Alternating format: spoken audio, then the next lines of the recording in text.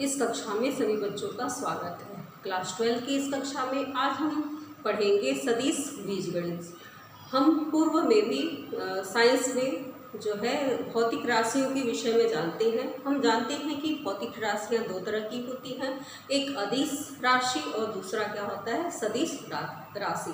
जैसे कि दैनिक जीवन में हम अगर किसी को कह दें कि किसी भी व्यक्ति की लंबाई 6 फीट है, तो 6 फीट है तो इसका मतलब क्या है कि इसमें केवल उसके परिमाण को बताया जा रहा है, इसमें दिशा की ज़रूरत नहीं होती है। लेकिन कुछ चीज़ ऐसे होती हैं जैसे बल, तो बल हम क्या करते हैं, किसी वस्तु पर लगाते हैं तो हम यह पूछ सकते हैं कि यह बल जो है किस डायरेक्शन में लगा है।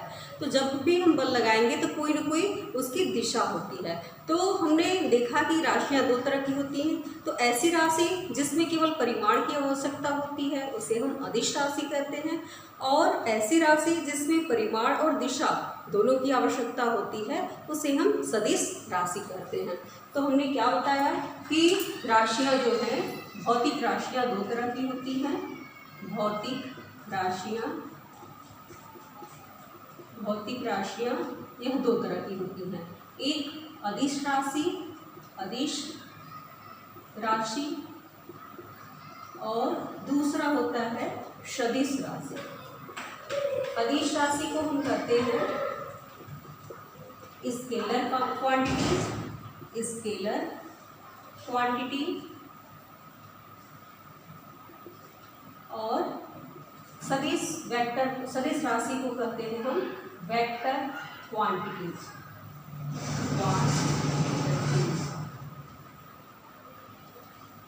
तो इसमें हमने क्या होता है कि अदिश राशि वह राशि होती है जिसमें केवल परिमाण की आवश्यकता होती है। जैसे मान लीजिए कि किसी व्यक्ति की हाइट है, तो हाइट अगर वो 6 फीट का है तो इसमें हमें दिशा की ज़रूरत नहीं होती है।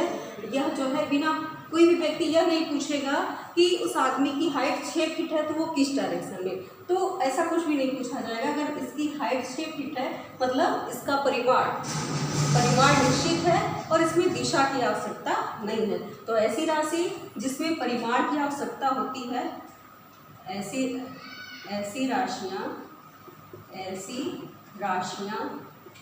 जिसमें परिमाण की आवश्यकता होती है, दिशा की आवश्यकता होती है, दिशा की नहीं। ऐसी राशियों को हम कहते हैं कि वो राशियाँ क्या है, अदिश राशि है। और सदिश राशि के अंतर्गत कि ऐसी राशियाँ जिसमें दिशा और परिमाण दोनों की आवश्यकता होती है, तो ऐसी राशियाँ या ऐसी भौतिक राशियाँ दोनों लिख सकते हैं, ऐसी भौतिक राशियाँ जिसमें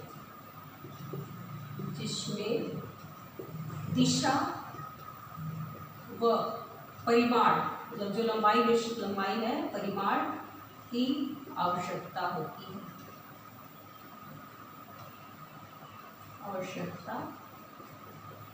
है उसे सदिश राशि कहते हैं। जैसे हमने बताया, एग्जाम्पल ले लें, तो अगर कोई भी एक वस्तु है इस तरह से और इस पर हमें एक फोर्स लगाना है, तो फोर्स किस डायरेक्शन में लगा रहे हैं, ऐसे लगा रहे हैं। अगर एक फोर्स ऐसे है तो वस्तु हमारा इस तरफ डिस्प्लेस होगी। अगर फोर्स हम इधर लगा रहे हैं तो इस दिशा में डिस्प्लेस होगी, ऊपर लगा रहे हैं तो वो नीचे की ओर कुछ कंप्रेस होगी। तो इस तरह से हम देख रहे हैं कि बल एक ऐसी सदिश राशि है बल एक सदिश राशि है जिसमें दिशा और परिमाण दोनों की आवश्यकता होती है। तो इस तरह से राशियों को बांटा गया है। जैसे आपका अदिश राशि के अंतर्गत अगर हमारी जो लंबाई क्या है, अदिश राशि है, समय, ताप, और इस तरह से हम देखें समय, ताप और द्रव्यमान, आयतन, ये सब क्या है, एक अदिश राशि होती है। और सदिश राशि में क्या होता है, वेग, त्वरण, विस्थापन, बल, ये सब क्या है, सदिश राशियां होती हैं। तो इस तरह से हमने बताया कि भौतिक राशियां दो तरह की होती हैं, अदिश राशि और सदिश राशि। अदिश राशि में दिशा और केवल परिमाण की आवश्यकता होती है, दिशा की नहीं। ऐसी राशि को हम अदिश राशि कहते हैं। और सदिश राशि में क्या होता है कि दिशा और परिमाण दोनों की आवश्यकता होती है, तो ऐसी राशि को हम सदिश राशि कहते हैं। एग्जाम्पल, वेग, त्वरण, विस्थापन, बल, ये सब जो है सदिश राशि के अंतर्गत आता है।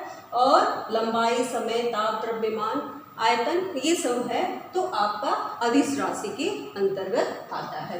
तो हम लोगों ने यह जान लिया कि राशियां दो हैं, अदिश राशि और सदिश राशि। अब हमारा जो पढ़ना है वो वेक्टर क्वांटिटीज है, सदिश।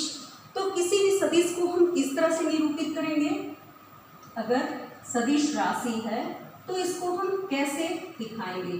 अगर ए बी हमारा कोई सदिश राशि है तो इसको हम ए बी वेक्टर से निरूपित करेंगे। इस तरह से इसको हम दिखाएंगे कि यह राशि ए बी है और इसको हम ऐसे सदिश राशि है और इसका परिमाण ए और बी है और डायरेक्शन ये है।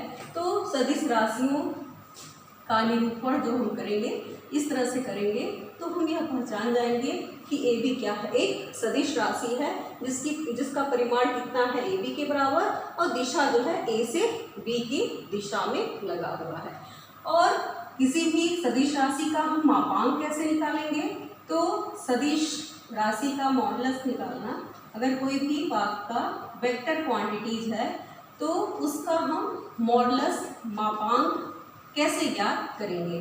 तो अगर मान लेते हैं कि इसकी लंबाई ए वेक्टर है, ए बी बराबर ए वेक्टर, तो इसको हम ऐसे दिखाएंगे, इसका मापांक ए बी का मापांक यह जो है ए बी के बराबर होगा। जब इसका हम मापांक ले लेंगे तो यह ए बी के बराबर आ जाएगा।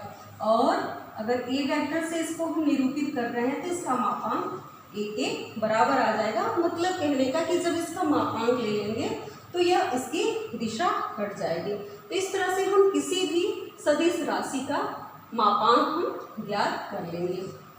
अब हम देखेंगे कि कोई भी सदिश राशि के क्या क्या प्रकार हैं। तो सदिश राशि के प्रकार को हम देखते हैं कि इसके प्रकार क्या है। तो इसमें सदिश के प्रकार के अंतर्गत टाइप्स ऑफ वेक्टर, तो हम कुछ टाइप्स में देखेंगे। शून्य सदिश, मात्रक सदिश, सह आदिम सदिश, संरेख सदिश, समान सदिश, ऋणात्मक सदिश, इसके अलावा और भी आपको मिलेंगे। तो यह जो है मुख्य जो है सदिश के प्रकार है। तो पहला है हमारा शून्य सदिश, जीरो वेक्टर, इसको नल वेक्टर भी हम लोग कहते हैं। जीरो वेक्टर या नल वेक्टर दोनों क्या है, एक शून्य सदिश को कहते हैं। तो ऐसा सदिश जिसका प्रारंभिक बिंदु और अंतिम बिंदु एक ही हो, इसको हम कहेंगे कि यह सदिश क्या है, शून्य सदिश। तो शून्य सदिश में हमने क्या कहा कि ऐसा सदिश जिसका अभी हमने आपको डिनोट किया कि ए बी वेक्टर को एक सदिश से हम दिखाएंगे और इस तरह से इसको हम बताएंगे कि यह क्या है, आपका एक वेक्टर है।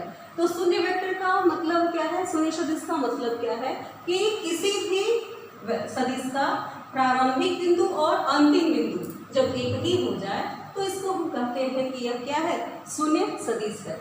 इसके अंतर्गत ए बी बी वेक्टर यह सब जो है शून्य सदिश कहलाएगा। तो यह वेक्टर शून्य सदिश है। तो शून्य सदिश हमने क्या बताया कि ऐसा सदिश जिसका प्रारंभिक और अंतिम बिंदु एक ही हो उसको हम शून्य सदिश कहते हैं। सही बच्चे इसको नोट कर लेंगे।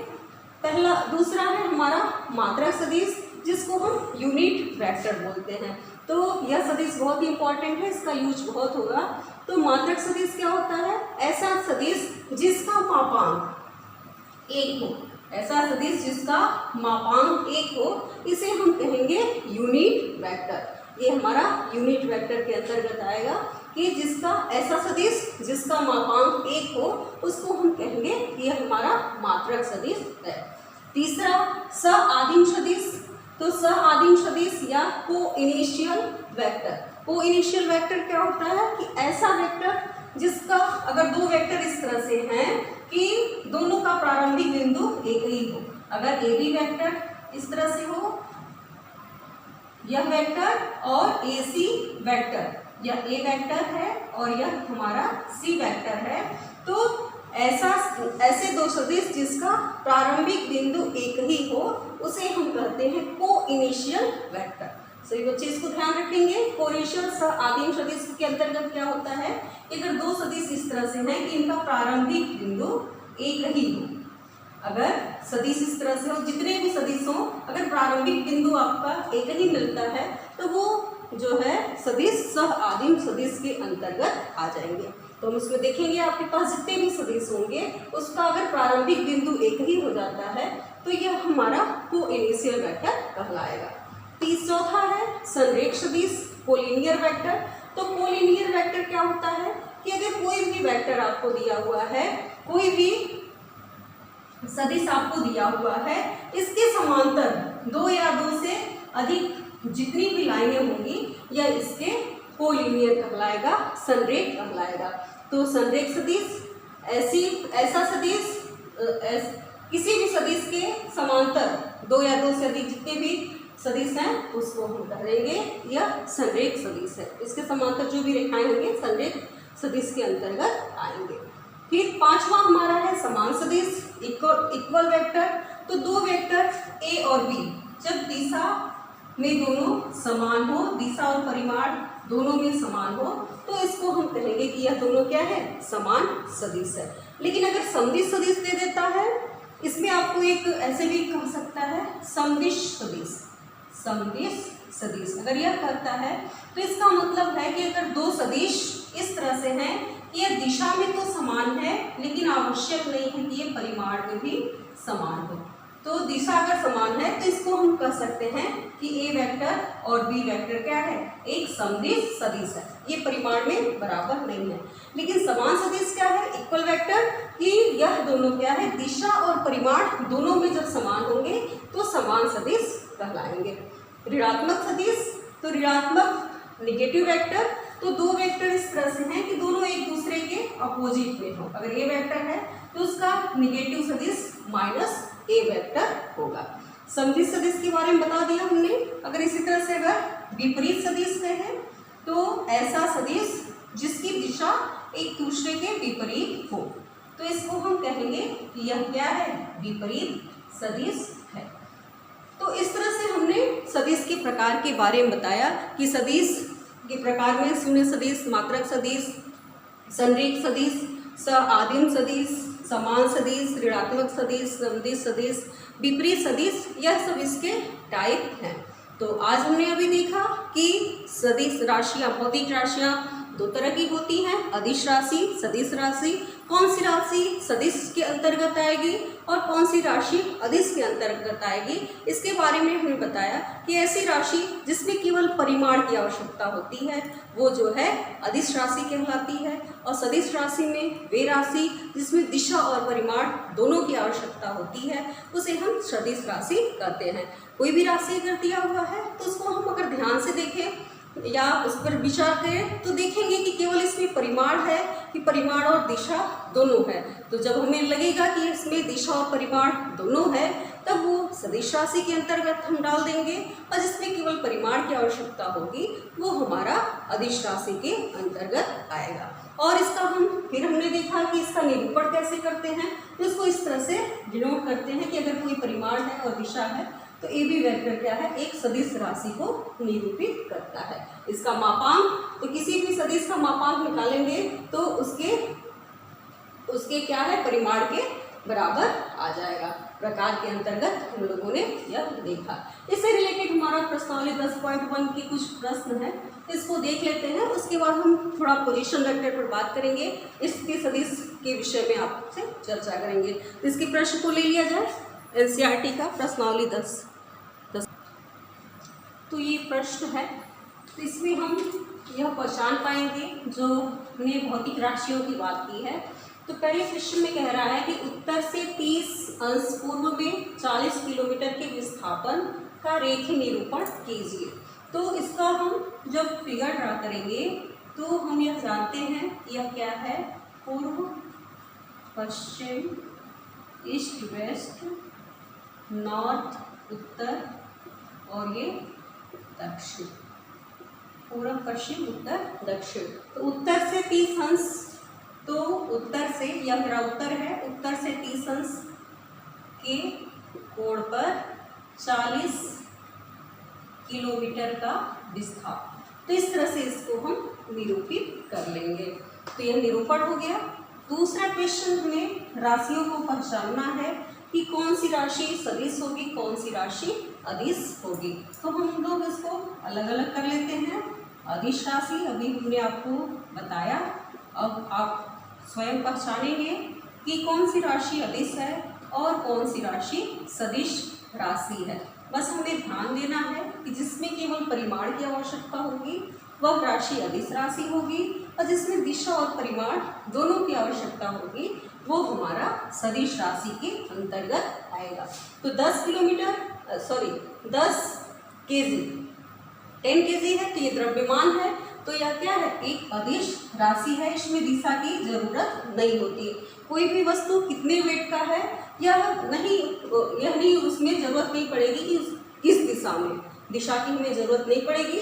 तो यह क्या है, 10 किलोग्राम, यह क्या है, अदिश राशि।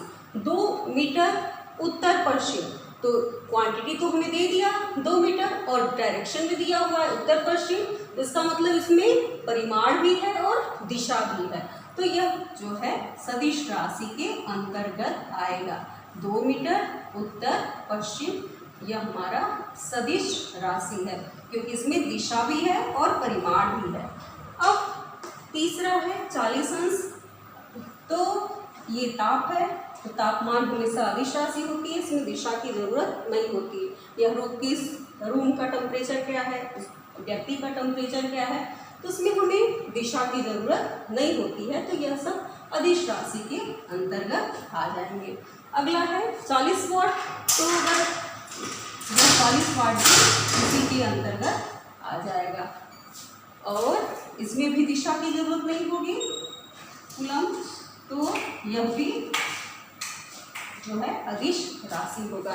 लेकिन यह है 20 मीटर प्रति सेकंड स्क्वायर, तो यह जो है इसमें प्रति मीटर प्रति सेकंड स्क्वायर, हर एक सेकंड में 20 मीटर जाता है, तो उसका कोई ना कोई डायरेक्शन होगा कि यह जो है इस दर से किस दिशा में चला। तो इसमें दिशा की भी जरूरत होगी, परिमाण की भी जरूरत होगी, तो यह जो है 20 मीटर प्रति सेकंड स्क्वायर, यह एक सदिश राशि है। इसी तरह से क्वेश्चन नंबर 3 में आपको इसमें पूछा है भाई कौन सी राशियां सदिश हैं, कौन सा अदिश है। तो समय कालांश, समय जो है हमेशा अदिश राशि होती है, समय अदिश राशि है। इसमें समय बताते हैं हम कि 6 बज रहा है, 7 बज रहा है, 8 बज रहा है, उसमें ये नहीं बताते कि ये किस दिशा में 6 बजा है, तो इसमें हमें दिशा की जरूरत नहीं होती। समय कालांश आपका अदिश राशि है। उसके बाद दूरी भी हमारा अदिश राशि है। बल में हमें जरूरत पड़ेगी, बल है, अगर कोई वस्तु यहाँ रखी हुई है तो हम इस पर फोर्स लगा रहे हैं, तो फोर्स अगर हम इस डायरेक्शन में लगाते हैं तो डिस्प्लेसमेंट इधर की ओर होगा। अगर हम फोर्स इस पर हम इस डायरेक्शन से लगा रहे हैं तो डिस्प्लेसमेंट हमारा, विस्थापन जो है इस साइड होगा। तो बल में हमेशा दिशा की जरूरत होती है, तो यह क्या है, एक सदिश राशि है। कार्य क्या है, कार्य एक अदिश राशि है। कार्य हमने कितना किया यह डिपेंड करता है, किस दिशा में काम किया इससे मतलब नहीं है, तो कार्य एक अदिश राशि है। तो इस तरह से हमने देखा कि राशियां जो हैं सदिश हैं कि अदिश हैं, हम जो है इसको पहचान लिए। अगला क्वेश्चन है क्वेश्चन नंबर 4 में आपको दिया हुआ है कि आपको, अभी हमने सदिश के प्रकार के बारे में डिस्कशन किया था, जिसमें हमने आपको बताया था कि शून्य सदिश क्या होता है, मात्रक सदिश क्या होता है, सआदिम, समान सदिश, संरेख सदिश, असमान सदिश, सभी के बारे में डिस्कशन हुआ है। तो अब हम इसमें इस फिगर के माध्यम से इसको हम चेक करेंगे कि कौन सा सदिश इसमें है। तो आपका पहले पूछ रहा है कि सआदिम सदिश, तो सआदिम सदिश की परिभाषा हमने क्या बताई थी, इंग्लिश में इसको हम कहते हैं को इनिशियल वेक्टर। को इनिशियल वेक्टर में हमने बताया था, जैसा कि नाम है को इनिशियल वेक्टर, जिसका ऐसा सदिश जिसकी प्रारंभिक बिंदु एक ही हो, तो उसको हम कहते हैं कि वह क्या है, सआदिम सदिश है। तो हमें इस फिगर में खोजना है कि कौन सा वेक्टर ऐसा है जिसकी प्रारंभिक बिंदु एक ही है। तो हम इसमें देख रहे हैं कि ए यहाँ गया और इसी बिंदु से स्टार्ट होकर डी जो है आया। तो ए और डी दो सदिश ऐसे हैं जिसकी प्रारंभिक बिंदु एक ही है। तो हम कह सकते हैं कि 4 का फर्स्ट सआदिम सदिश के अंतर्गत क्या आ जाएगा, ए वेक्टर और डी वेक्टर क्या है, सआदिम सदिश हैं। क्यों? क्योंकि दोनों का प्रारंभिक बिंदु एक ही है। सआदिम सदिश हमने बताया कि सआदिम सदिश वह सदिश होता है जिसके प्रारंभिक बिंदु एक ही हो, ऐसे सदिशों को हम कहते हैं सआदिम सदिश। अगला है हमारा समान सदिश। तो इसमें हमें ढूंढना है कि समान सदिश क्या है। तो यह जो है, तो समान सदिश में हमने क्या बताया कि ऐसा सदिश जो दिशा और परिमाण दोनों में समान हो। तो ए वेक्टर और सी वेक्टर ये दोनों बराबर हैं और बी और डी भी तो हैं। तो बी और डी ये भी समान है और सी और ए भी समान है। तो ए वेक्टर बराबर सी वेक्टर और बी वेक्टर बराबर डी वेक्टर, ये क्या है, समान सदिश है। इस तरह से हम इसको समान सदिश को बता देंगे। फिर अगला है संरेख परंतु असमान। तो ऐसा सदिश जो संरेख भी हो और असमान भी हो। तो इसमें कोई भी सदिश ऐसा नहीं है, यह दोनों समांतर हैं और संरेख भी हैं एक दूसरे की, लेकिन असमान नहीं हो। तो कोई भी राशि ऐसी हमें नहीं दिख रही है कि संरेख भी हो और असमान भी हो। अगला इसमें है इसी तरह से ट्रू और फॉल्स में एनसीईआरटी के बुक में यह डायरेक्शन इधर न दे करके ये इधर है, तो बातें कुछ अलग हो जाएंगी। तो सआदिम सदिश तो आपका ठीक है। समान सदिश में केवल क्या आएगा, अब ये दोनों परिमाण भी तो समान है लेकिन दिशा बराबर नहीं है।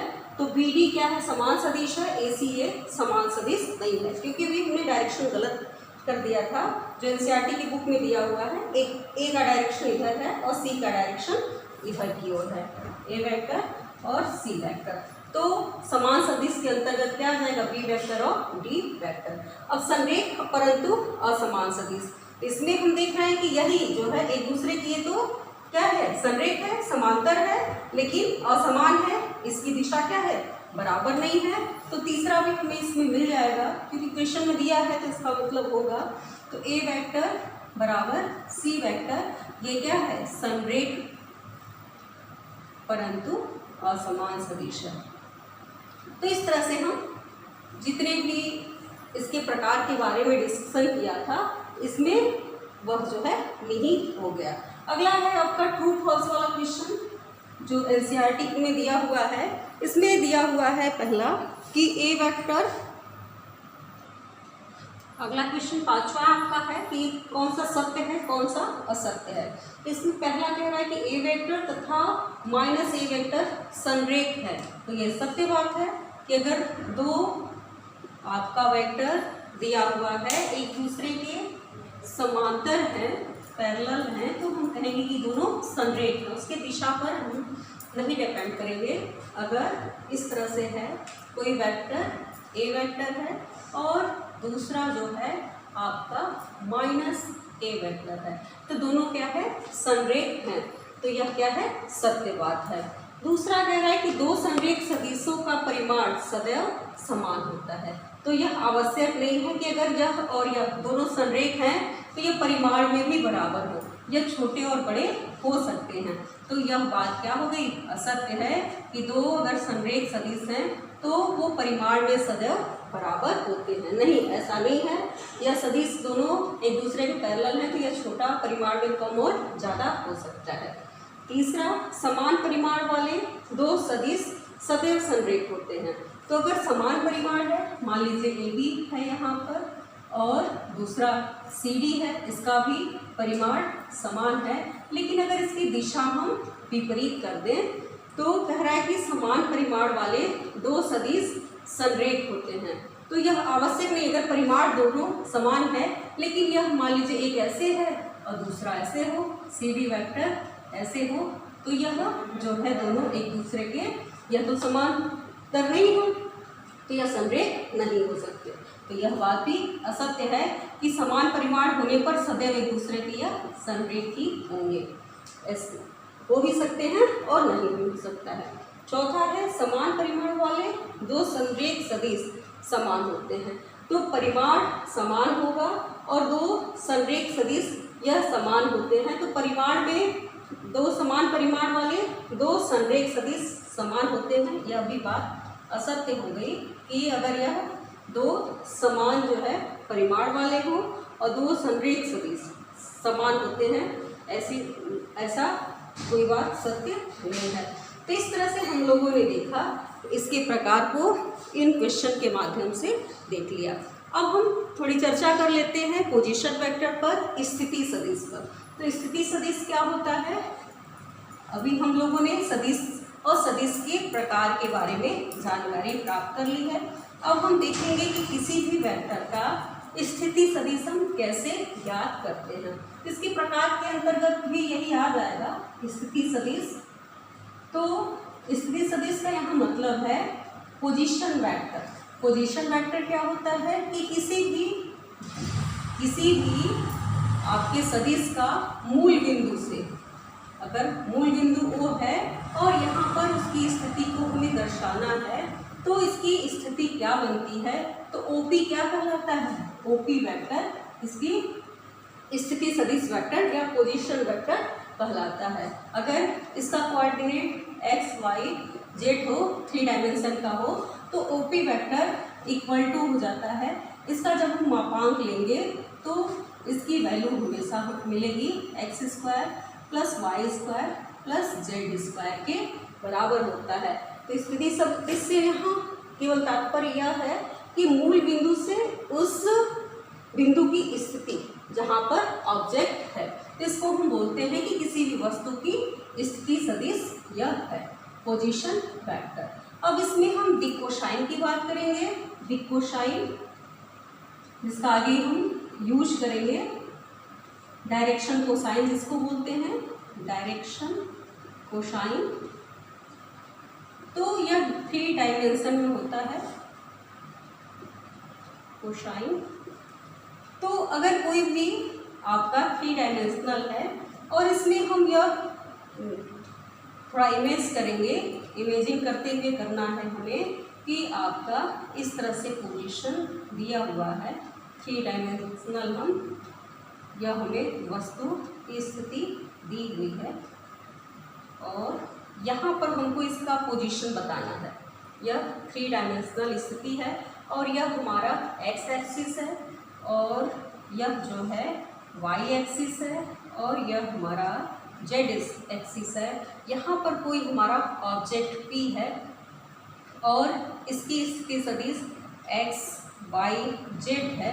तो हमने अभी बताया कि इसकी स्थिति सदिश हम क्या कहेंगे, under root X square plus Y square plus Z square. लेकिन इसका अगर डायरेक्शन पूछेगा, डायरेक्शन को साइन, तो जब हमारे पास 2 डायमेंशनल जैसे इस तरह का रहता था, कॉम्प्लेक्स में हमने पढ़ा था समिश्र श्रृंखला में, इसका हमें स्थिति ज्ञात करना होता था कि कितने एंगल पर है, तो हम ये क्या ले लेते थे, वाई बाई एक्स से हम निकाल लेते थे। लेकिन यहाँ 3 डायमेंशनल है तो त्रिविमीय ज्यामिति है, तो हम मान लेते हैं कि यहाँ से यह अल्फा बना रहा है और दूसरा यह जो है बीटा बना रहा है,